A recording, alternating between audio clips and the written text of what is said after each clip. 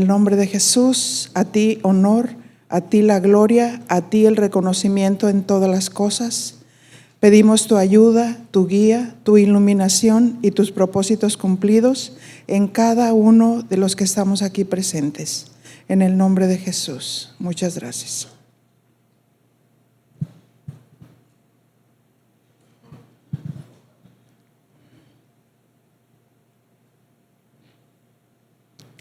En el Antiguo Testamento surge un deseo de parte del rey David de edificar el templo para Dios. Pues recordamos cómo Dios habitaba antiguamente en una tienda. Y esa tienda era el tabernáculo de reunión. Segunda de Samuel 7:1. Y dice, y aconteció que, morando el rey en su casa, y habiendo hecho Jehová que descansara de todas sus guerras alrededor, verso 2, dijo el rey al profeta Natán, mira, ahora, yo habito en casa de cedro, y el arca de Dios está entre cortinas. David estaba preocupado por el arca de la alianza que simbolizaba la presencia de Dios. David ya no iba a estar en la guerra. Entonces él pensó, yo puedo edificar el templo. Y Natán dijo al rey, anda y haz todo lo que está en tu corazón, porque Jehová está contigo. Sin embargo, Dios tenía su propio plan. Segunda de Samuel 7:8. Ahora pues dirás así a mi siervo David, así ha dicho Jehová de los ejércitos, yo te tomé del redil de detrás de las ovejas para que fueses príncipe sobre mi pueblo Israel. Y he estado contigo en todo cuanto has andado, y delante de ti he destruido a todos tus enemigos. Y te he dado nombre grande como el nombre de los grandes que hay en la tierra. Verso 10. Además, yo fijaré lugar a mi pueblo Israel y lo plantaré para que habite en su lugar y nunca más sea removido, ni los inicuos le aflijan más como al principio. El verso 11 dice, desde el día en que puse jueces sobre mi pueblo Israel, y a ti te daré descanso de todos tus enemigos. Asimismo, Jehová te hace saber que Él te hará casa. Y cuando tus días sean cumplidos y duermas con tus padres, yo levantaré después de ti a uno de tu linaje, el cual procederá de tus entrañas, y afirmaré su reino. En este verso se entiende que David no iba a edificar el templo del Señor, pero sí le dice que de su linaje levantaría quien edificaría el templo. Y sabemos que ese fue Salomón. El verso 13 dice, y él edificará casa a mi nombre, y yo afirmaré para siempre el trono de su reino. Y yo le seré a él padre, y él me será a mí hijo. Y si él hiciere mal, yo le castigaré con vara de hombres y con azotes de hijos de hombres. Está hablando de Salomón. Dios escogió a Salomón para edificar el templo.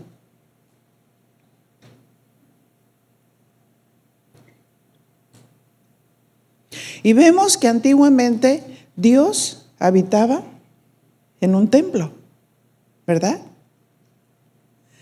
Dice Primera de Reyes 8:44, si tu pueblo saliera en batalla contra sus enemigos por el camino que tú les mandes, y oraren a Jehová con el rostro hacia la ciudad que tú elegiste y hacia la casa que yo edifiqué a tu nombre.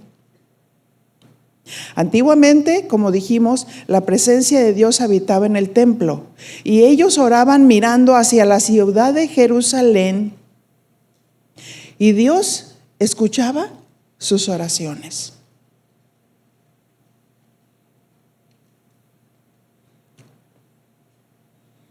Así es que, ¿dónde estaba Dios? En el templo. Para ir al Nuevo Testamento y ver de qué se trata la edificación del templo. Aquí surge una pregunta. ¿Quién es el templo donde Dios habita? 1 Corintios 6, 19. Y dice su palabra: ¿o ignoráis que vuestro cuerpo es templo del Espíritu Santo, el cual está en vosotros, el cual tenéis de Dios y que no sois vuestros? Así es que nuestro cuerpo hoy es el templo del Espíritu Santo. Dios habita en nosotros. Qué gozo y qué privilegio, ¿verdad? Antes miraban hacia la ciudad de Jerusalén, se arrodillaban y oraban. Y yo recuerdo íbamos mi esposo y yo hace algunos años, y estaban unos niños, íbamos saliendo de la reunión y estaban unos niños ahí peleándose. Y mi esposo les dijo: ¿por qué se están peleando? Entonces dijo él: no, pues es que nosotros estamos afuera del templo. O sea, como diciendo, solamente allá se quedó Dios, en el templo. Pero ¿cuántos saben que Dios se va con nosotros cuando nos vamos de aquí? En donde quiera que nosotros vamos, ahí está Dios. Así es que nosotros somos el templo donde Dios habita. Efesios 4:30. Y dice: y no contristes al Espíritu Santo de Dios, con el cual fuiste sellado para el día de la redención. Di conmigo: tengo la marca de Dios. Fuimos sellados para el día de la redención. El Espíritu de Dios está en nosotros. Y podemos entrar libremente a la presencia de Dios. Así es que, por lo tanto, nuestra vida debe ser edificada.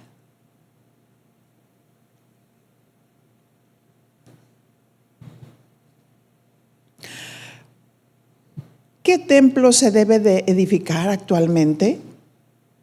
A nosotros los creyentes, que somos el templo en el que Dios habita, y por quienes debemos de ser edificados. ¿Qué dijo San Pablo respecto del edificio? 1 Corintios 3:9.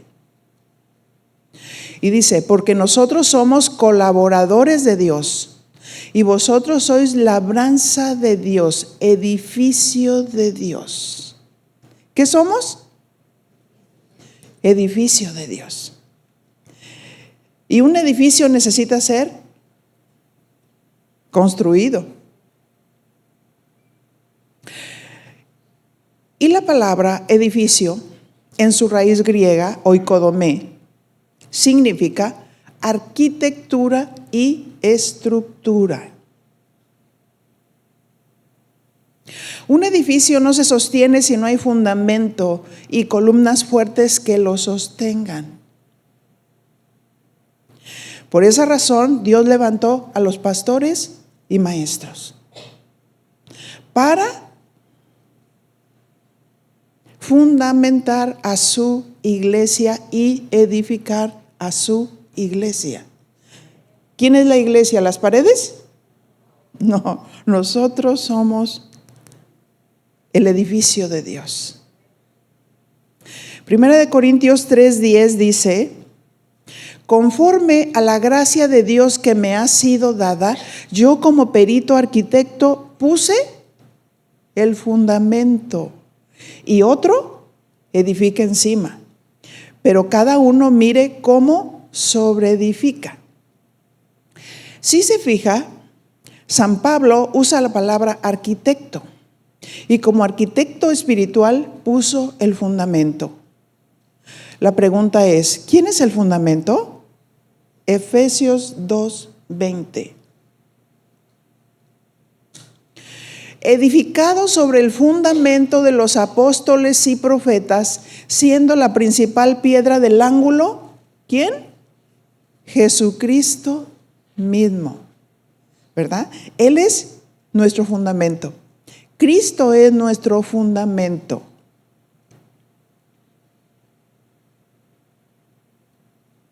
Jesús y su palabra son nuestro fundamento. Toda doctrina tiene que girar en derredor de Cristo, porque Él es nuestro fundamento. Jesucristo es el fundamento de la iglesia y de ahí es donde fundamentamos la enseñanza. Por ejemplo, si hablamos de la oración, Jesús oró.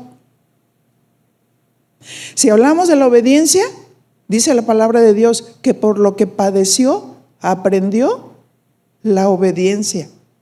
Si hablamos de santidad, todo parte de Cristo, porque Él es santo, es uno de sus atributos. Dios es santo. Todo tiene que girar en derredor de Cristo. Así es que dígale a su compañero, no inventes.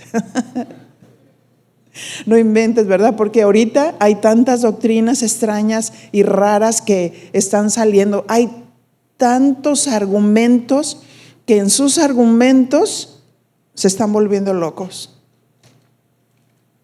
Efesios 4:8 dice, por lo cual dice, subiendo a lo alto, llevó cautiva la cautividad y dio dones a los hombres. Cristo es el fundamento, pero Él dio dones a los hombres. ¿Qué misión Dios dio a los dones del ministerio? Efesios 4:11.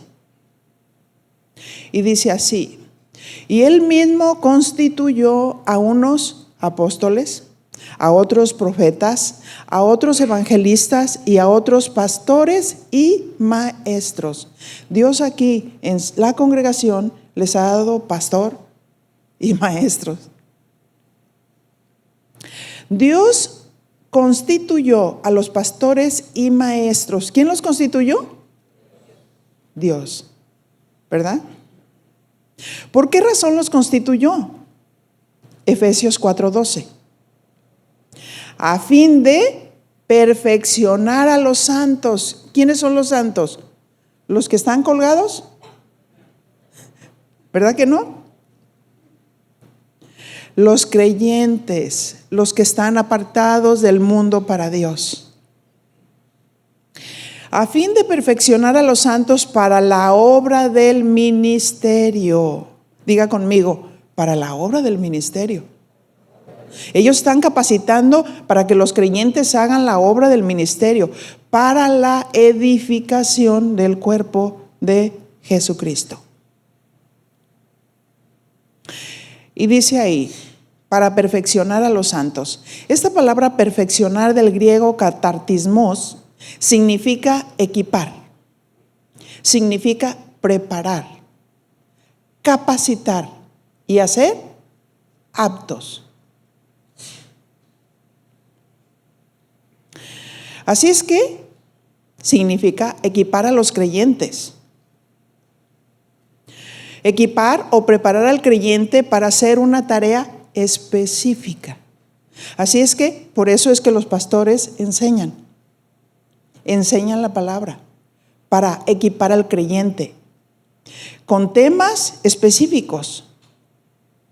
Este equipamiento tiene dos vertientes. La parte del pastoreo bíblico que se da a través de temas bíblicos que ayudan para capacitar al creyente. Diga conmigo, temas bíblicos. Que no le digan, que no le cuenten que la luna es de queso, ¿verdad? Que muchas veces hay quienes están enseñando lo que no dice la palabra de Dios. Porque o no estudian, o no se preparan, o se dejan llevar precisamente por tantas corrientes. Así es que se da el pastoreo bíblico a través de temas bíblicos que ayudan para capacitar al creyente y también la parte técnica que tiene que ver con el don que Dios les dio. Porque ¿cuántos saben que el cuerpo de Cristo, diga, yo soy el cuerpo de Cristo? Dios nos ha dado dones, ¿verdad? No estamos hablando de don Chuy, don Pepe, ni no. Estamos hablando de los dones que Dios dio al cuerpo de Jesucristo. Y el cuerpo tiene muchos miembros y a cada miembro Dios le ha dado dones que los empiezan a descubrir a través que tienen una relación con Dios y están expuestos a la palabra de Dios. Y esos dones empiezan a operar prácticamente. Pero los pastores ayudan a descubrir esos dones para que se pongan en operación.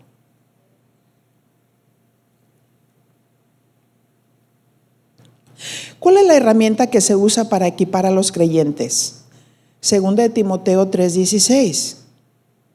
Y dice así: toda la escritura es inspirada por Dios y útil para enseñar, para redarguir, para corregir y para instruir en justicia.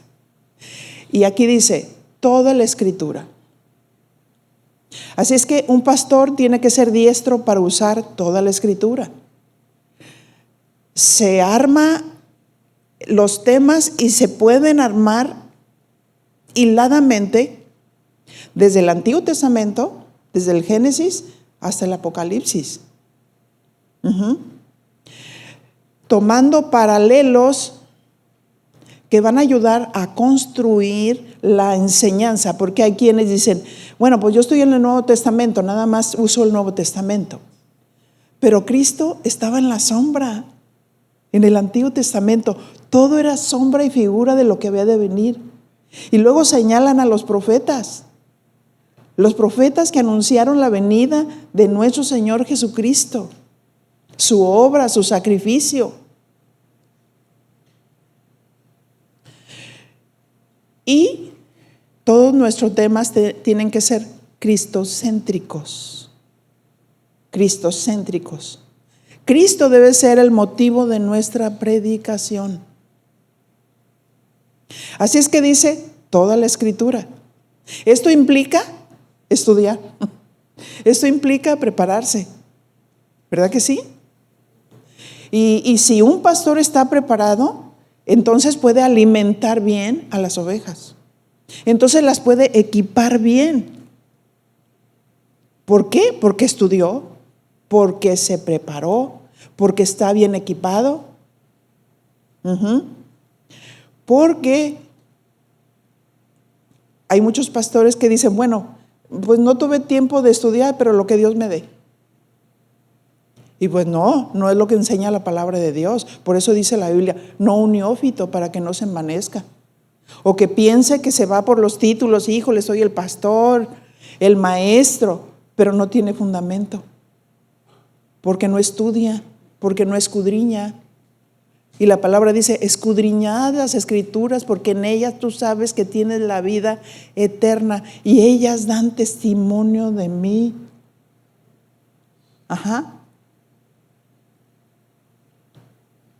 Así es que hay que usar toda la escritura y esto implica estudio. Porque dice que toda la escritura es inspirada por Dios. Por eso fue seleccionada con el canon, que significa caña de medir, la inspiración en cada uno de los libros para que nosotros libremente podamos usar la escritura desde Génesis hasta Apocalipsis sin que haya ninguna contradicción.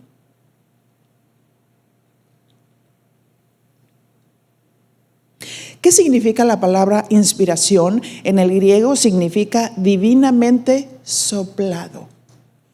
Porque los que escribieron fueron divinamente soplados. O sea, Dios inspiró, dictó su voluntad para que pudieran escribir. Por eso toda la palabra es inspirada por Dios y útil para enseñar. Saber trazar la palabra como dije, desde Génesis hasta Apocalipsis, sabiendo usar la palabra con los paralelos que se conectan para afirmar las verdades de Dios que construyen las vidas. Se pueden usar los paralelos que hilan perfectamente tu mensaje, porque Cristo estaba, como dijimos, en la sombra, y afirmarla en el Nuevo Testamento. Porque en el Nuevo Testamento ya es la manifestación de la vida, la manifestación del Redentor. ¿Cómo somos perfeccionados? A través de la Escritura, con la cual enseñamos, a través de series donde llevamos una secuencia. Diga conmigo, secuencia. Y a través de esa secuencia vamos construyendo el carácter del creyente. Cuando se dan temas aislados, no alcanzamos a construir el edificio o la vida del creyente. Porque damos un tema aquí, otro tema acá, otro tema acá. Y lógicamente que Dios habla al pastor y le da ojos para ver. Dios habla a través de muchas maneras y de circunstancias, en donde una mejor enseñanza es aquella que es guiada por el Espíritu Santo, es aquella que surge de la necesidad de lo que empezamos a ver, porque dice que el pastor corrige, instruye, redarguye. Y cuando están escuchando predicar al pastor, quizás estamos diciendo, es que lo dijo por mí. ¿Por quién más? ¿Verdad? Porque no se predica al aire, se predica para la congregación.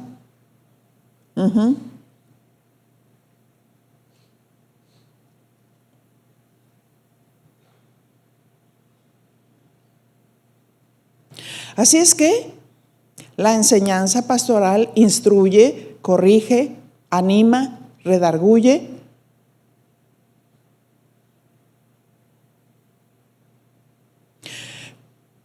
Por ejemplo, los que están ministrando en el grupo de alabanza, ahí vemos dos vertientes. El pastoreo que debe tener el grupo como un discipulado, palabra que está ministrando a su vida, para que estén consagrados, para que estén en pureza, para que vistan con decoro. O sea, hay muchos principios. Y también los preparan en la parte técnica, ¿verdad? Como músicos, ensayar los cantos, instrumentos. Pero también está la parte administrativa, que conlleva la estructura, la planeación, ¿verdad? Los creyentes nomás vienen y se sientan, pero no saben todo lo que implica atrás, ¿verdad? La planeación, todo se planea. Que vamos a tener un uniforme, se planea. Se planea cómo, cuándo, ahorro, ¿verdad? Todo es tan importante. Entonces, en cada uno de los ministerios está la parte espiritual, el discipulado, el pastoreo, y que pienso yo que todos los ministerios no deberían de funcionar si no tienen pastoreo.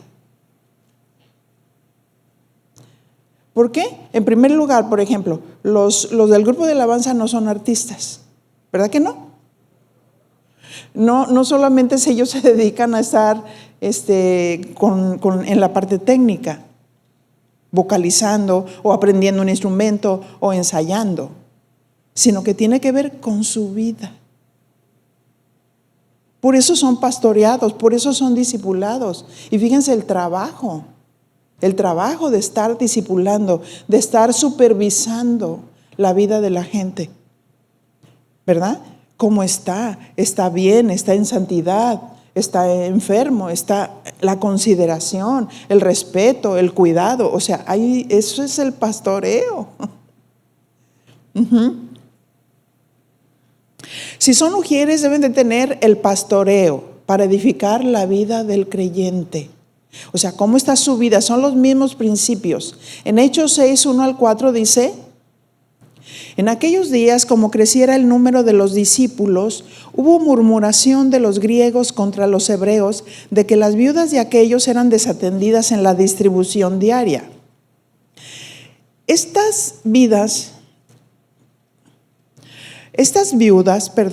tanto griegas y hebreas, habían quedado viudas producto de la persecución. Y dice que eran muchas. Entonces los 12 convocaron a la multitud de los discípulos. Diga conmigo, discípulos. Y dijeron: no es justo que nosotros dejemos la palabra de Dios para servir a las mesas. Porque los apóstoles se les estaba multiplicando el trabajo. La iglesia estaba creciendo. Al principio los pastores hacían todo. Los apóstoles servían las mesas, atendían a la gente, barrían, limpiaban, hacían todo. Pero empezó a crecer el número de los discípulos y empezó a haber quejas y murmuraciones. Y entonces ellos dijeron: no es justo que nosotros dejemos la palabra de Dios para servir a las mesas, porque todo pastor necesita tiempo para prepararse, para estudiar la palabra, para poder dar un alimento sólido. Hechos 6:3 buscaron una solución. Buscad pues, hermanos, de entre vosotros a 7 varones de buen testimonio. Y, ¿verdad? Cuando se van a escoger ujieres, los pastores están viendo, están observando. Fíjate, sí, este hermano es fiel. No, sí, mira, este es bien servicial. No, tiene buen testimonio, la verdad, es prudente. ¿A quién escogieron? ¿Verdad? A los de buen testimonio, pero los estaban observando. Dile a tu compañero: te están observando. Porque a veces digo: queremos servir al Señor, pero nadie me dice nada. O sea, a veces se hacen llamados. Y decimos: pues será para aquel. Pero no decimos que Dios nos está llamando a nosotros, ¿verdad? Así es que dice: buscad pues, hermanos, de entre vosotros a 7 varones de buen testimonio, llenos del Espíritu Santo. O dice: a los chismosos. ¿Verdad que no? Llenos del Espíritu Santo y de sabiduría, a quienes encarguemos de este trabajo, o sea, el servicio práctico, el servicio de las mesas. Se toca la parte práctica, eso no significa que tiene o que deja de ser espiritual. El que una persona haga algo práctico no significa que no sea espiritual.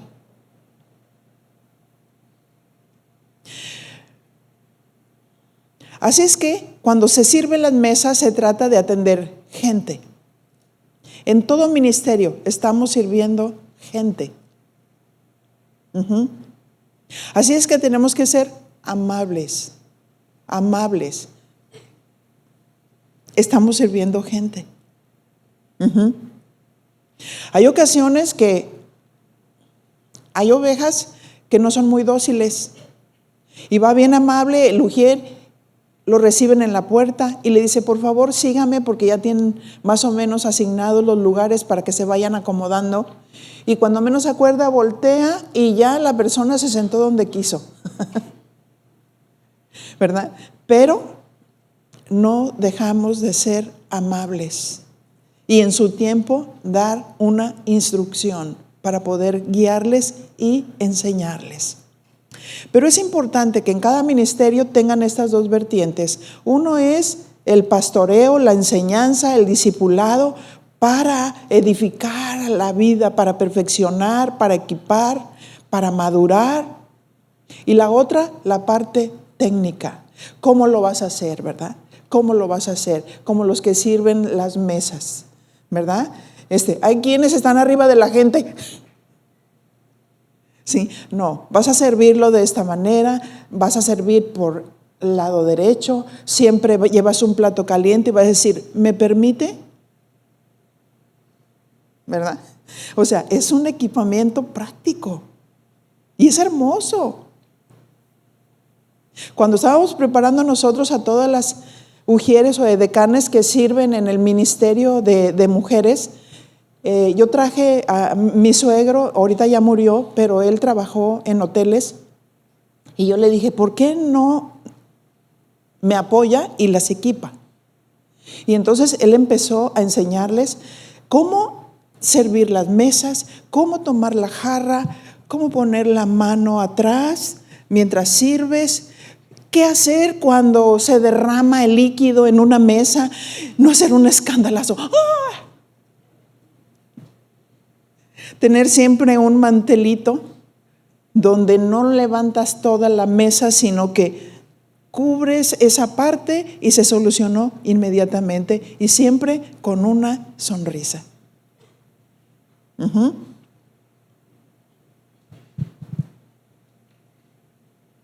Así es que en todo es, por ejemplo, planeación de uniformes.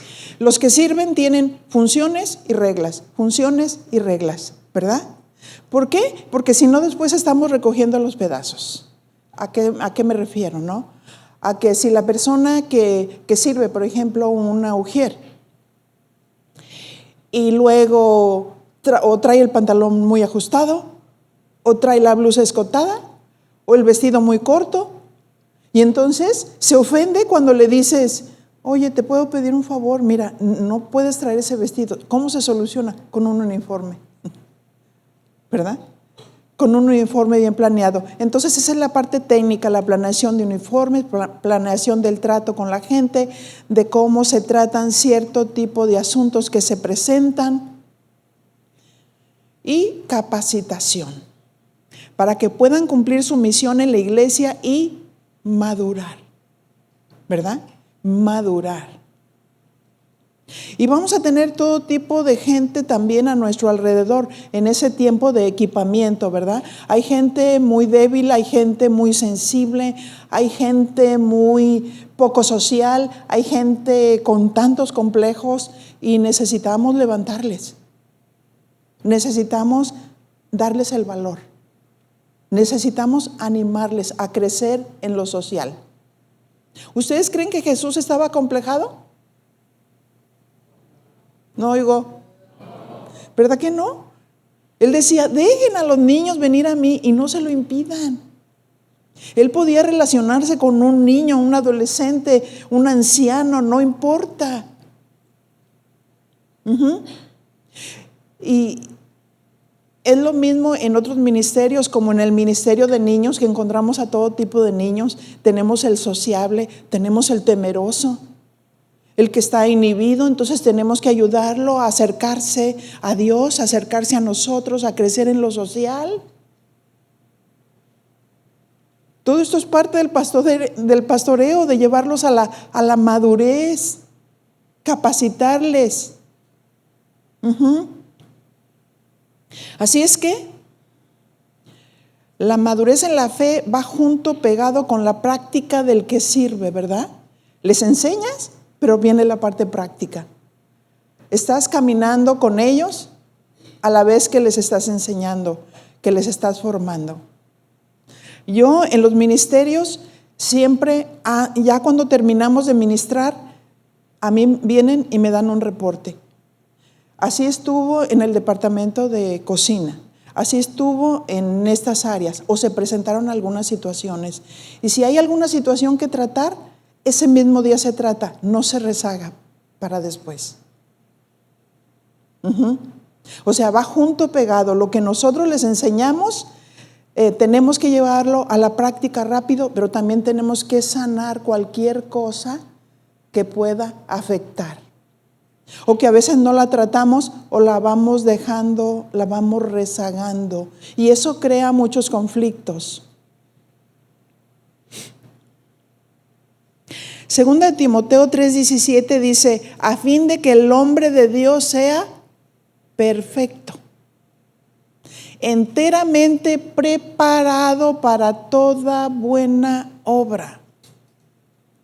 ¿Qué significa perfectos del griego artios? Significa completos, maduros.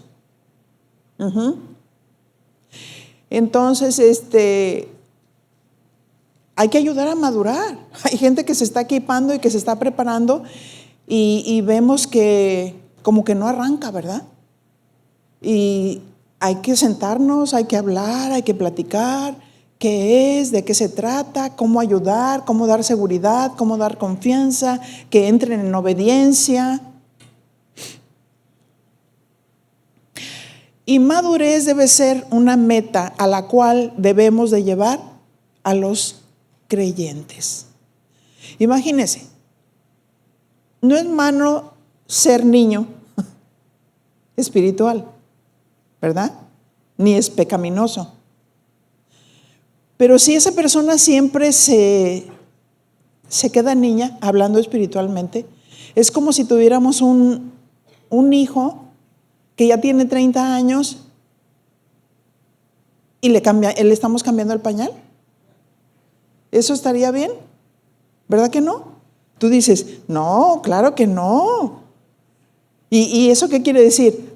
Que lo dejamos de lado, que no lo ayudamos a crecer, ¿verdad? Que no le ayudamos a controlar sus esfínteres. y bueno, es toda una formación de cada día. ¿Qué es madurez? Se refiere a un estado de desarrollo, porque es junto pegado, físico, emocional, intelectual y espiritual. Es un todo.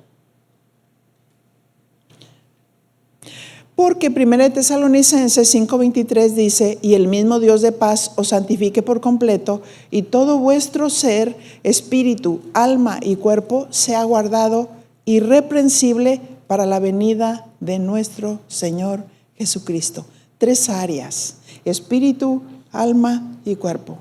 Todas esas áreas tienen que tocarse. Tenemos que cuidar de verdad.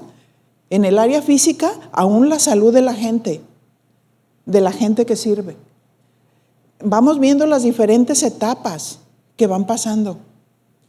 Y hay muchas necesidades. En el Ministerio de Mujeres es un ministerio integral porque tocas el área física, el área emocional, el área espiritual, el área social, para levantar, para restaurar.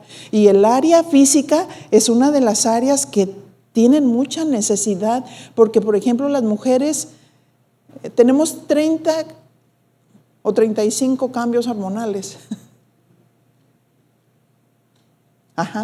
En el que necesitamos nosotros ayudar en esa área física. Aliméntate bien, toma nutrientes, haz ejercicio, come saludable.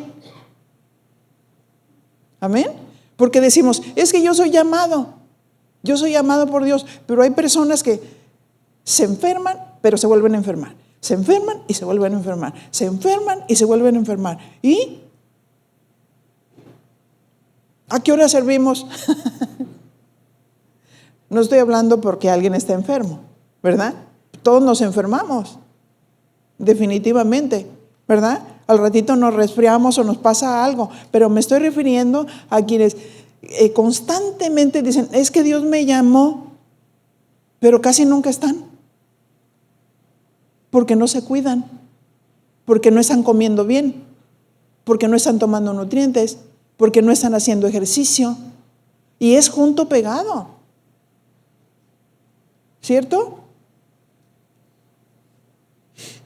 Así es que somos espíritu, somos alma y somos cuerpo. Hay que ayudar a crecer mentalmente. Estabilidad emocional.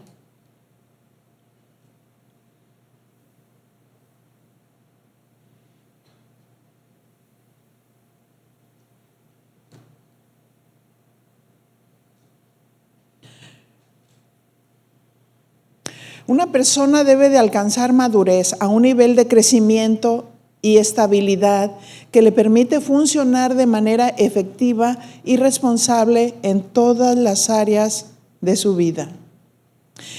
Esta palabra preparados del griego exartizo, que significa terminar tiempo, equipar completamente y cumplir. Esto tiene que ver con el discipulado, ¿verdad? Cuando se empieza a discipular, aquí dice terminar tiempo, o sea, no decir empecé y no terminé, sino que se empieza un discipulado y hay que tomarlo y hay que terminarlo porque es parte de la formación, es parte del discipulado. El que está siendo preparado necesita completamente invertir su tiempo para terminar lo que inició y que cumplan con la misión a la cual Dios les llamó. El fin de estos ministerios, pastores y maestros, es hacerlos útiles para la obra del ministerio. Diga conmigo, útiles. Gracias. Útiles para la obra del ministerio. Efesios 4:12 dice, a fin de perfeccionar a los santos para la obra del ministerio, para la edificación del cuerpo de Cristo. Al perfeccionar a la gente que sirve, estos serán útiles para edificar a los creyentes. Estos creyentes capacitados serán la extensión o la parte del cuerpo de Cristo que toca de cerca a la gente, y estos son los que sobreedifican. ¿Qué figura usa Pablo para referirse a los que sobreedifican? 1 Corintios 3:9. Porque nosotros somos colaboradores de Dios y vosotros sois labranza de Dios, edificio de Dios. Así es que los creyentes son el edificio de Dios. ¿Y qué se hace con un edificio? Se construye. Y fíjese lo que dice 1 Corintios 3:10. Conforme a la gracia de Dios que me ha sido dada, yo como perito arquitecto puse el fundamento y otro edifica encima. Pero cada uno mire cómo sobreedifica. O sea, los pastores ya pusieron el fundamento. Los que sirven están siendo edificados. La gente que viene está siendo edificada. Y tanto los que sirven sobreedifican a otros, como los creyentes sobreedifican a otros, que pueden estar sobreedificando a aquel que está cerca de ti. ¿No es cierto? O sea, escuchamos la palabra. Pero ¿qué es lo que nosotros decimos cuando estamos allá abajo? O sea, si estamos estudiando la palabra y estamos siendo fundamentados y edificados con la palabra y decimos amén porque la estamos estudiando y decimos así es. Pero ¿qué es lo que hacemos a la hora de la sobreedificación? Estamos sentados cerca de otra persona y le decimos, ay, ¿a poco tú crees todo lo que dice? Dice, mira cómo sobreedificas.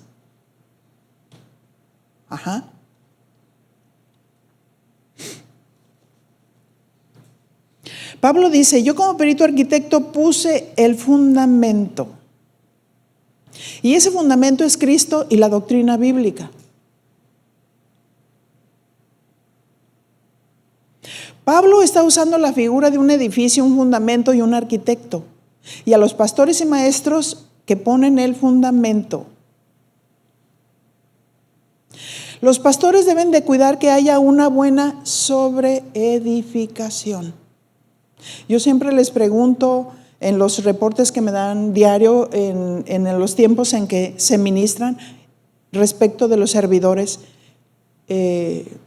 y me dicen todos los detalles. Todo estuvo bien, las actitudes muy buenas, muy correctas, están sirviendo con gozo, con amor. Nada más noté esto en esta persona. Y noté que esa otra persona estaba haciendo cierto tipo de comentarios. Ha sido bien fundamentado, ha sido bien equipado. Pero está sobreedificando mal. Y en esa sobreedificación, o sea, se le llama a la persona. Yo siempre, la manera como trato los asuntos es, se dice que tú estás haciendo estos comentarios. O sea, nunca digo, dijiste esto y esto y esto. No, se dice que dijiste estos comentarios. ¿Tú qué dices?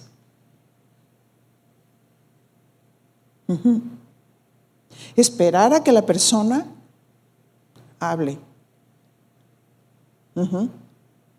Y empezar a edificar bien y correctamente.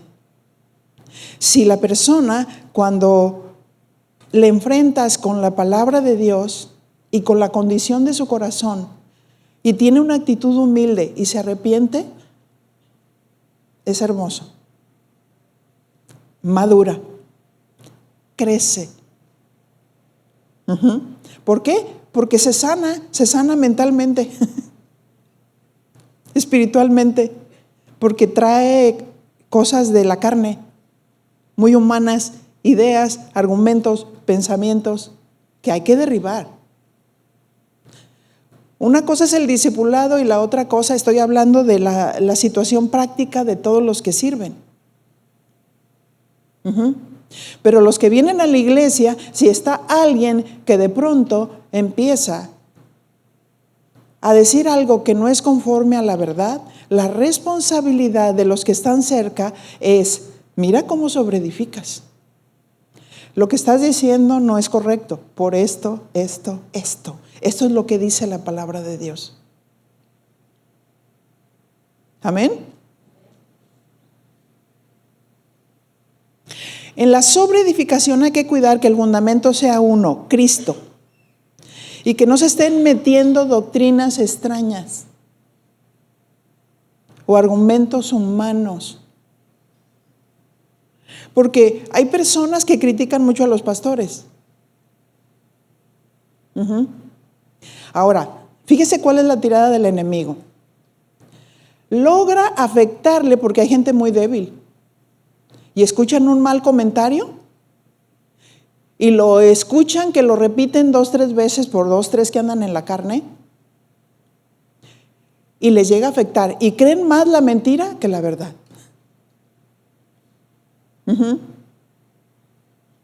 Por eso dice, mira, si afectas la imagen de tus pastores y no los amas, ¿qué va a suceder? Que la palabra en ti se hace nula. La palabra es buena, es lanzada, pero se queda anquilosada en alguna parte del cuerpo porque hubo una mala sobreedificación.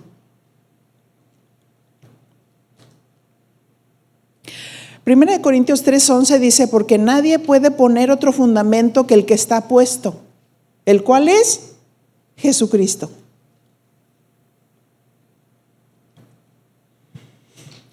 ¿Qué significan los materiales simbólicos que vamos a mencionar? Primera de Corintios 3:12. Y dice, y si sobre este fundamento, o sea, sobre Cristo, sobre su palabra, alguno edificare oro, plata y piedras preciosas, madera, heno, hojarasca, y si sobre el fundamento de Cristo alguno edificare con piedras preciosas, ¿qué simbolizan esas piedras preciosas? Esas representan la autenticidad de la doctrina. Que al ser expuesta correctamente provoca la edificación de la iglesia. o del templo que somos nosotros. Y a la vez a los creyentes que estamos sobreedificando. ¿Qué significan los materiales flamables? Como la madera, el heno y la hojarasca. Esos representan aquello que no tiene fundamento. Tenemos mucha responsabilidad los pastores y maestros que enseñamos y sobreedificamos. ¿Por qué razón? Verso 13. Porque la obra de cada uno se hará manifiesta. Porque el día la declarará. Pues por el fuego será revelada. Y la obra de cada cual sea el fuego, la probará. Tanto a los pastores y maestros que edifican y sobreedifican, surge otra pregunta. ¿Cuándo se hará manifiesta la obra de cada uno? En el trono del juicio, donde se repartirán las recompensas, porque este pasaje se refiere a eso.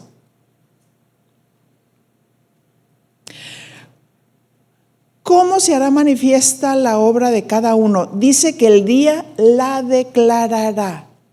Hablando del día, la declarará. Esta figura, cuando se presenta el amanecer, hablando humanamente, que prorrumpe la luz, pero hablando espiritualmente, es cuando nos enfrentamos a la luz que es Dios como la luz, que revela todas las cosas.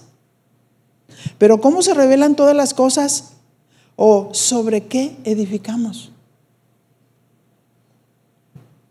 Será revelada por el fuego. Dios es luz, pero también fuego. Pero también el fuego deja ver sus destellos. Cuando encendemos la estufa, ¿verdad? Que el fuego aparece con flamas azules, ¿verdad? Dios es luz, pero también es fuego. Pero también el fuego deja ver sus destellos y quemará todo lo que no tiene fundamento. Así es que tanto los pastores y los maestros y los que sobreedifican, se probará todo lo que enseñaron. Todo lo que hablamos en secreto se publicará desde las azoteas.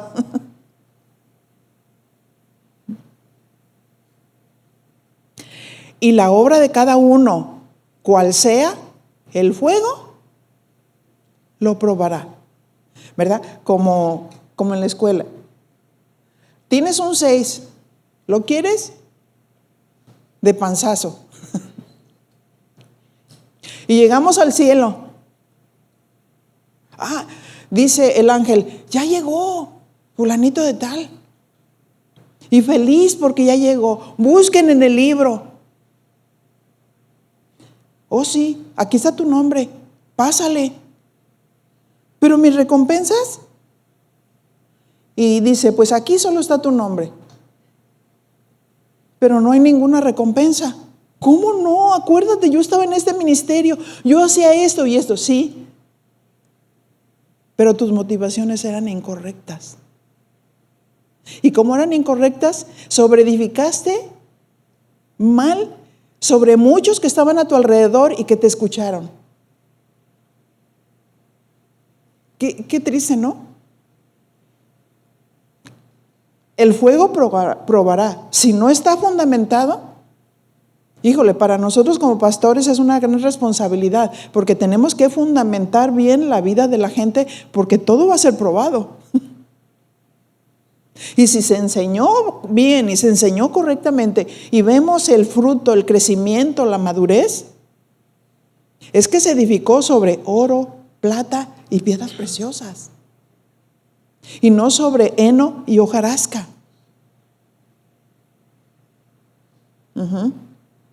Y cada cual está voluntariamente obligado a estudiar, a escudriñar la palabra para sobreedificar a otros que llegan. ¿No es cierto? Qué terrible es cuando alguien nuevo llega y en lugar de recibirse, de sentirse bien recibido, amado, se siente juzgado y criticado porque no viene vestido correctamente. Es un niño o es una niña en Cristo, en el cual no nos podemos ir por el vestido, ¿verdad que no? Sino recibirle en amor, para que se sienta en casa, se sienta en familia. Así hizo Dios con nosotros, ¿no es cierto? No nos juzgó ni nos criticó, nos recibió con amor y perdonó todos nuestros pecados.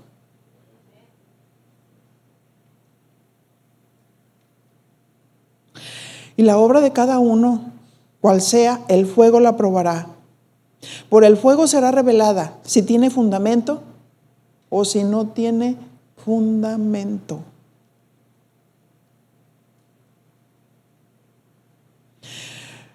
Como conclusión, los pastores y maestros han sido llamados a edificar el templo. Nosotros somos el templo de Dios, el edificio de Dios. Valoren a sus pastores, el trabajo, el esfuerzo, el estudio para edificar al cuerpo de Jesucristo y sobreedifiquen en el fundamento de Cristo y de la doctrina de Cristo.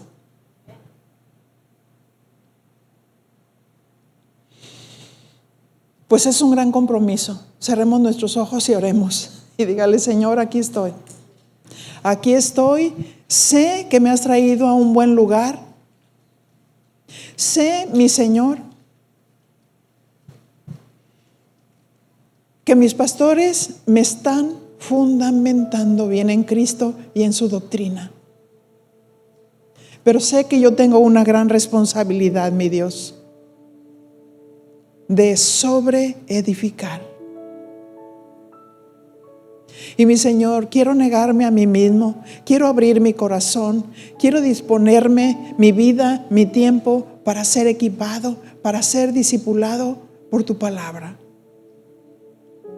Oh, mi Señor, porque quiero edificar bien a mi familia, quiero edificar bien a los que están cerca.